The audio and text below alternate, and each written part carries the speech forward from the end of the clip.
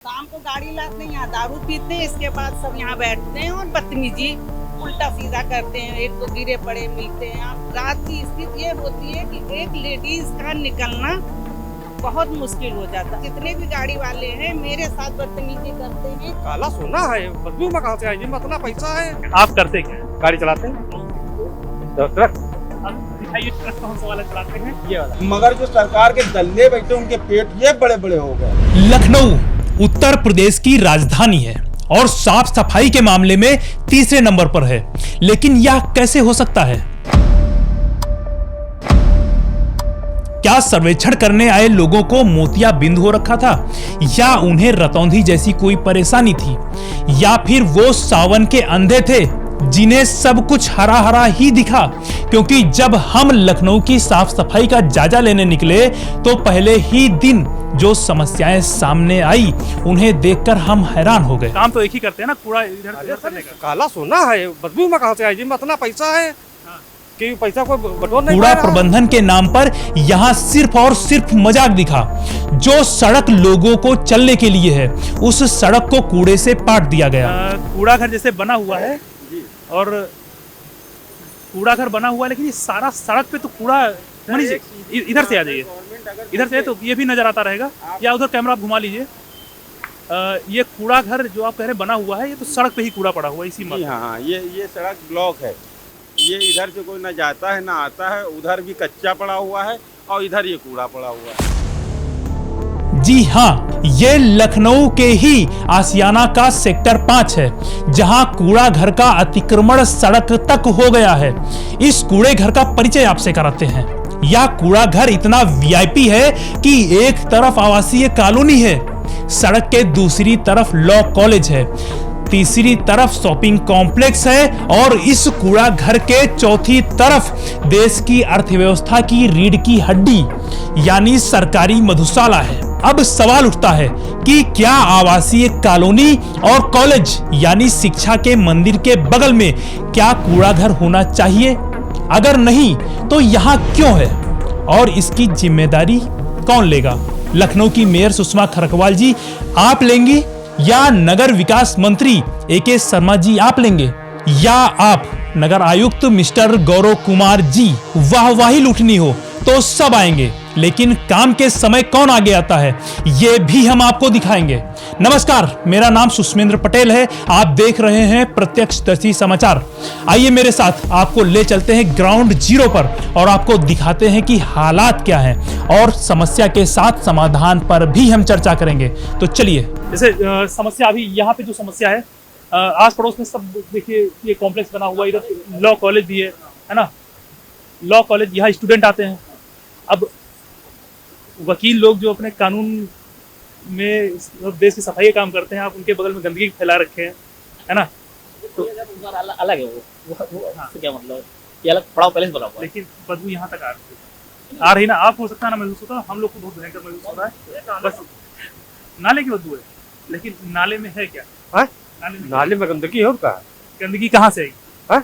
गंदगी घरों से आ रही है। हम लोग गंदगी कर रहे हैं, ये घरों से आ रही है। आइए सामने, घर से गंदगी आ रही ना। आइए इधर, आइए इधर, आइए साथ देखिए। बात जो होगी पूरी बात होगी, आधी अधूरी नहीं। गंदगी घर से ही ना। वो देखिए वहाँ पे कूड़ा गिरता है आपका, हल्का से रहा है।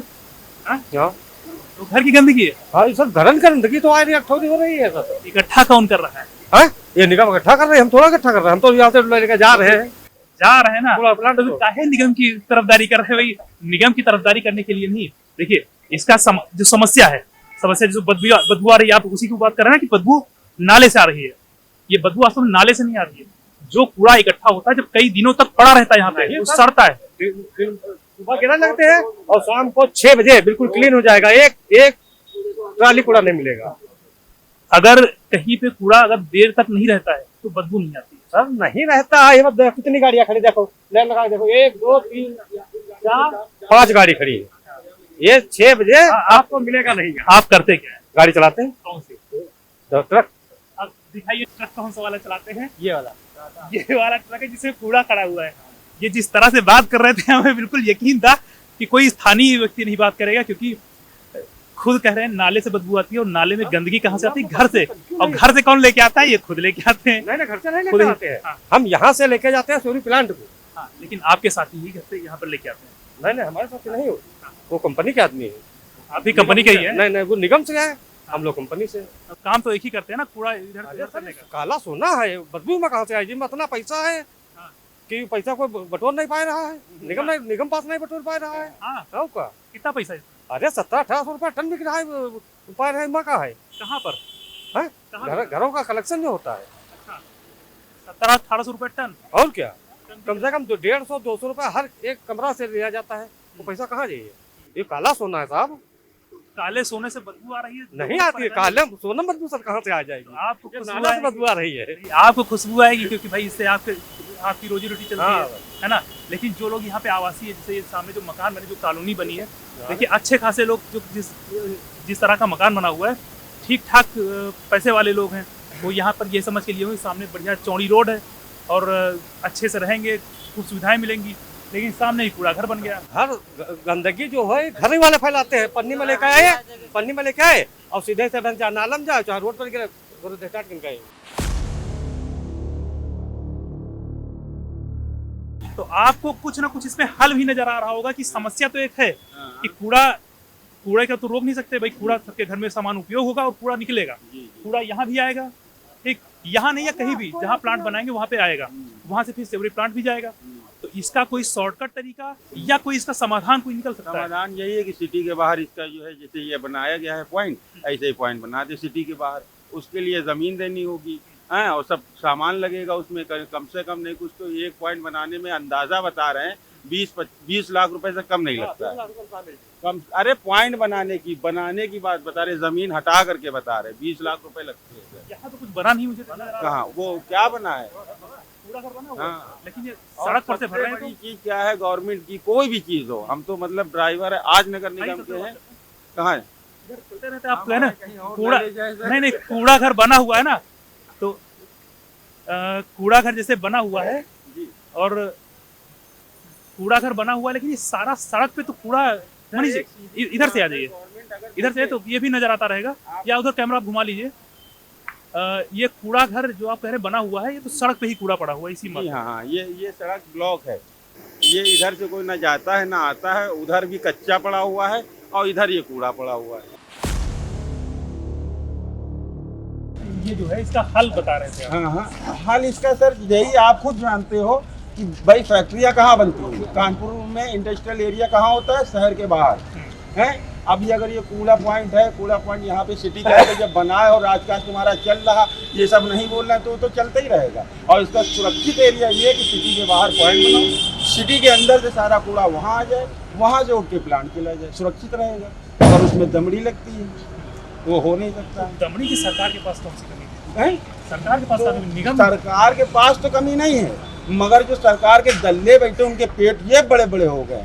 हम लोग के देखो अंदर हुए जा रहे हैं धीरे धीरे, उनके इतने बड़े हो गए, वो भरेगा नहीं तो फिर वो बनेगा तो जब ये भरेगा तभी वो बन पाएगा, और वो कभी भरता नहीं। हमारे साथ स्थानीय कॉलोनी की महिला भी हैं जो अपनी समस्या को बताएंगी और किस प्रकार यहाँ कूड़े की बदबू से लोग परेशान रहते हैं, दिन भर दिक्कत का सामना करना पड़ता है और ठीक सामने बहुत बड़े पैमाने पर कूड़ा डंप करना और स्थानीय लोगों को दिक्कत का सामना करना पड़ना। किन समस्याओं से जूझ रहे हैं, आइए हम पूछते हैं। क्या शुभ नाम आपका? कुसुमलता। अच्छा, कुसुमलता जी हमारे साथ है। कुसुमलता जी, क्या लगता है इस माहौल को देख के, आप कैसा फील करते हैं यहाँ रह रहे हैं? अब आप समझ सकते हैं, एक महिला होने के नाते मुझे घर से गेट से बाहर निकलना बहुत मुश्किल है। मैं यहाँ 2 मिनट खड़ी नहीं हो सकती। जितने भी गाड़ी वाले हैं मेरे साथ बदतमीजी करते हैं कि मैं मुझसे मत कहो, मेरे हेड से कहिए आप। अच्छा, यहाँ पर कोई है अभी जो जिसने बोला हो? कहते हैं रात को गार्ड बात करेंगे, रात में अभी देखिएगा ये मोटरसाइकिल हट जाएंगी, यहाँ भी कूड़े की गाड़ियाँ लग जाएंगी। शाम को गाड़ी लाते हैं, यहाँ दारू पीते हैं, इसके बाद सब यहाँ बैठते हैं और बदतमीजी उल्टा सीधा करते हैं, एक तो गिरे पड़े मिलते हैं। आप रात की स्थिति ये होती है कि एक लेडीज का निकलना बहुत मुश्किल हो जाता। अच्छा, हमारे यहाँ छोटे प्ले ग्रुप का स्कूल भी है, आप देख लीजिएगा और कैमरा लगा के कर लीजिएगा।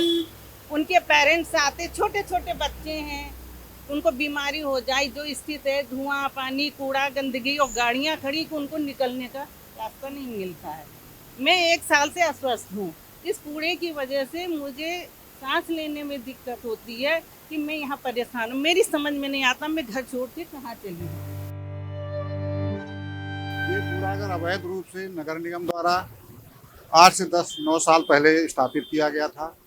उस समय हम लोगों ने काफ़ी प्रयास किया कि कूड़ागर यहाँ पर न बने, लेकिन जो है एक नागरिक के प्रयास सफल नहीं हुए। अल्टीमेटली कूड़ागर स्थापित हुआ। बाद में इस कूड़ागर में ट्रीटमेंट प्लान लगाया गया तो उससे कुछ राहत मिलती थी। मतलब आपका जो बैड एयर्स थी या स्मेल थी बैड, वो नहीं आती थी। इधर 2-3 सालों से मुझे पता नहीं किस कारण से ये ट्रीटमेंट प्लांट खराब हो गया या चालू हालत में नहीं है। तब से लगातार 50 ट्रक कूड़ा यहाँ पर जमा होता है। कुछ नगर निगम के कर्मचारी आते हैं, मेरी मुलाकात भी हुई है। उन्होंने बताया कि साहब उठाने का काम हमारा है लेकिन लाने का काम हमारा नहीं है। अभी जो दिवाली बीती है उस समय चूँकि 2-3 दिन उठान का काम नहीं हो पाया था और किसी ने आकर के कूड़े घर में आग लगा दी थी, तो हम लोगों का 2 दिन रहना मुश्किल हो गया था। इतनी बदबू आती थी। तो उस समय मैंने फिर म्यूनिसिपल कमिश्नर साहब को व्हाट्सएप भी किया, उनको फ़ोन किया तो उनके पीआरओ ने रिसीव किया। तो उसके बाद थोड़ा सा उठान का काम जो है तेजी लाई गई।